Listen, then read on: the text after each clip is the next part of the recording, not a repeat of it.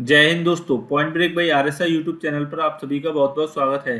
आज हम बात करने वाले हैं सामान्य हिंदी के मोस्ट इंपोर्टेंट प्रश्नों की। ये video UP TET, super TET, C TET के लिहाज से बहुत ही इंपॉर्टेंट है, तो आप सभी लोग इस वीडियो को बहुत ध्यान से देखिए। वीडियो के लास्ट में मैं आपसे एक क्वेश्चन भी पूछूंगा जिसका आंसर आपको कमेंट बॉक्स में बताना है। शुरुआत करने से पहले अगर आपने अभी तक इस चैनल को सब्सक्राइब नहीं किया है तो प्लीज आप लोग इस चैनल को सब्सक्राइब कर लीजिए, क्योंकि मैं लगातार इसी तरह के वीडियो लाता रहता हूँ जो आपकी स्टडी में बहुत ही महत्वपूर्ण होंगे। तो चलिए स्टार्ट करते हैं आज का वीडियो।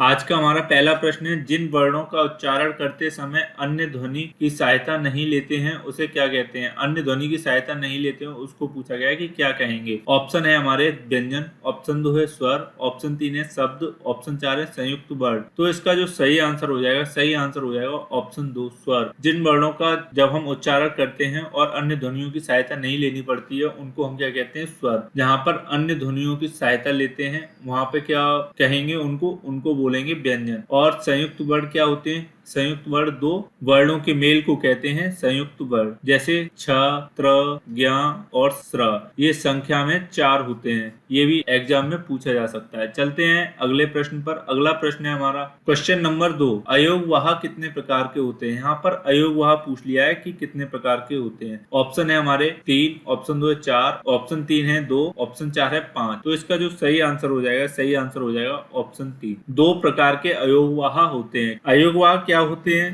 अयोगवाह वे होते हैं जो ना तो स्वर होते हैं और ना ही व्यंजन होते हैं, उनको क्या बोला जाता है, अयोगवाह। अयोगवाह के अगर प्रकार पूछे गए हैं यहाँ पर तो ये कितने प्रकार के हैं? 2 प्रकार के। कौन कौन से होते हैं? अनुस्वार और दूसरा है हमारा विसर्ग। क्या है? विसर्ग। चलते हैं अपने अगले प्रश्न पर। अगला प्रश्न है हमारा क्वेश्चन नंबर 3, इनमें से तत्सम शब्द नहीं है। तत्सम शब्द पूछे गए हैं कि कौन सा नहीं है इनमें से, जो भी ऑप्शन दिए गए हैं। तो सबसे पहले बात कर लेते हैं तत्सम शब्द क्या होते हैं। तो तत्सम शब्द वे शब्द होते हैं जो संस्कृत भाषा से लिए गए होते हैं और हिंदी भाषा में ज्यों के त्यों ही प्रयुक्त होते हैं। उन शब्दों को क्या बोलते हैं? तत्सम शब्द। आइए देख लेते हैं हमारे ऑप्शन कौन कौन से हैं। वृषभ, ऑप्शन 2 है लाख, ऑप्शन 3 है शाप, ऑप्शन 4 है वर्षा। तो इसका जो सही आंसर हो जाएगा, सही आंसर हो जाएगा ऑप्शन 2 लाख। लाख शब्द तत्सम शब्द नहीं है। बाकी के वृषभ, शाप और वर्षा ये तीनों ही तत्सम शब्द हैं, यानी कि संस्कृत भाषा से लिए गए हैं और हिंदी में ज्यों के त्यों ही प्रयुक्त होते हैं। तो इसका सही आंसर क्या हो जाएगा? ऑप्शन 2 लाख। चलते हैं अपने अगले प्रश्न पर। अगला प्रश्न है हमारा क्वेश्चन नंबर 4, योग रूढ़ शब्द कौन सा है। योग रूढ़ शब्द पूछा गया है यहाँ पर कि कौन सा है। ऑप्शन है पीला,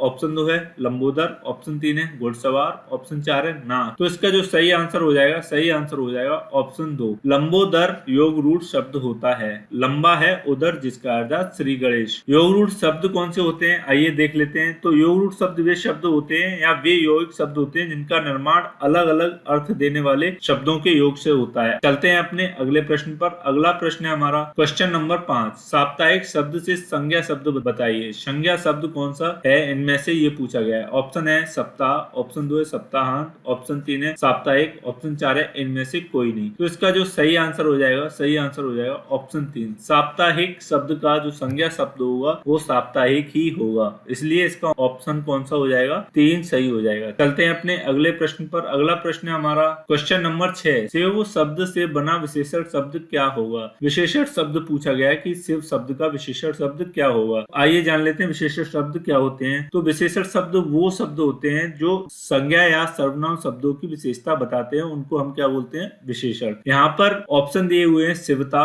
ऑप्शन 2 है शिव, ऑप्शन 3 है शिवत्व, ऑप्शन 4 है इनमें से कोई नहीं। तो इसका जो सही आंसर हो जाएगा, सही आंसर हो जाएगा ऑप्शन 2 शैव। शिव शब्द की जो विशेषता बता रहा है वो कौन सा हो जाएगा, शैव। इसलिए शिव शब्द से बनने वाला विशेषण कौन सा हो जाएगा, ऑप्शन 2 शैव। चलते हैं अपने अगले प्रश्न पर। अगला प्रश्न है हमारा क्वेश्चन नंबर 7, इनमें से कौन सा शब्द स्त्रीलिंग का सूचक है। स्त्रीलिंग का सूचक पूछा गया है कि कौन सा शब्द है। ऑप्शन है हमारे हलवाई, ऑप्शन 2 है कसाई, ऑप्शन 3 है ईसाई, ऑप्शन 4 है सफाई। तो इसका जो सही आंसर हो जाएगा वो क्या हो जाएगा, वो हो जाएगा ऑप्शन 4 सफाई। चलते हैं अपने अगले प्रश्न पर। अगला प्रश्न है हमारा क्वेश्चन नंबर 8, प्रत्येक शब्द का प्रयोग सदैव होता है। प्रत्येक शब्द का प्रयोग पूछा है कि हमेशा कैसे होता है। ऑप्शन है एक वचन के रूप में, ऑप्शन 2 है बहुवचन के रूप में, ऑप्शन 3 है एक वचन तथा बहुवचन दोनों में, ऑप्शन 4 है इनमें से कोई नहीं। तो प्रत्येक शब्द का जो प्रयोग होगा वो हमेशा एक वचन के रूप में होगा, इसलिए इसका सही आंसर क्या हो जाएगा, सही आंसर हो जाएगा ऑप्शन 1 एक वचन। चलते हैं अपने अगले प्रश्न पर। अगला प्रश्न है हमारा क्वेश्चन नंबर 9। चंद्रोदय में कौन सी संधि है? यहाँ पर ऑप्शन दिए गए हमारे गुण संधि, ऑप्शन 2 यड़ संधि, ऑप्शन 3 है वृद्धि संधि, ऑप्शन 4 है इनमें से कोई नहीं। तो इसका जो सही आंसर हो जाएगा, सही आंसर हो जाएगा ऑप्शन 1 गुण संधि चंद्रोदय में होगी। अब देख लेते हैं कैसे होगी। तो चंद्रोदय को जब हम तोड़ेंगे तो वो तोड़ेंगे चंद्रधन उदय। कैसे तोड़ेंगे? चंद्रधन उदय। यहाँ से द्र आ निकल के आएगा और यहाँ से उ, कौन सा?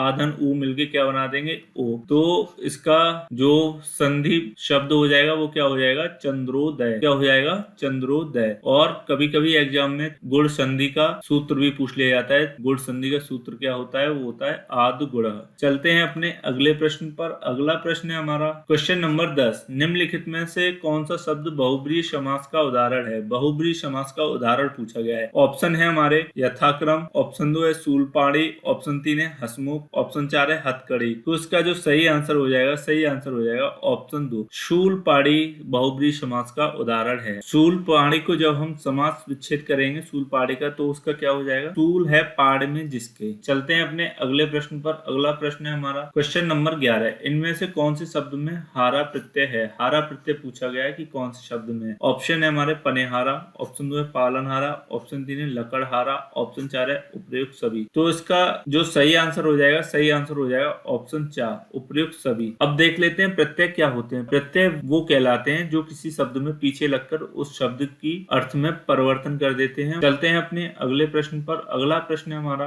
Question number 12। हलाहल का विलोम शब्द है। हलाहल का विलोम शब्द पूछा गया है कि क्या है। ऑप्शन है हमारे शुदा, ऑप्शन 2 है वेश, ऑप्शन 3 है गरल, ऑप्शन 4 है वृषा। तो इसका जो सही आंसर हो जाएगा, सही आंसर हो जाएगा ऑप्शन 1 सुधा हलाहल का विलोम शब्द होगा। हलाहल माने होता है जहर, जहर का जो विलोम शब्द हो जाएगा वो हो जाएगा सुधा अमृत। तो ये थे आज के हमारे प्रश्न। अब चलते हैं कल के प्रश्न पर जो कि आपसे पूछा गया था। कल का प्रश्न हमारा फलों की कृषि क्या कहलाती है? फलों की कृषि पूछी गई थी कि क्या कहलाती है। तो इसका जो सही आंसर हो जाएगा, सही आंसर हो जाएगा ऑप्शन 2 पोमोलॉजी फलों की कृषि को कहा जाता है। क्या कहा जाता है? पोमोलॉजी। अब आते हैं आज के प्रश्न पर जिसका जवाब आपको कमेंट बॉक्स में देना है। आज का प्रश्न है हमारा साप्ताहिक शब्द से संज्ञा शब्द बताइए या बनाइए। ये 4 हमारे ऑप्शन दिए गए हैं। इनमें से जो भी आंसर सही हो उसको आप कमेंट बॉक्स में कमेंट करके जरूर बताएं। अगर आपको ये वीडियो अच्छा लगा हो तो प्लीज इस वीडियो को ज्यादा से ज्यादा लाइक और शेयर करें और हमारे चैनल #PointBreak by RSR को यूट्यूब पर सर्च करके सब्सक्राइब करें। Thanks for watching. जय हिंद।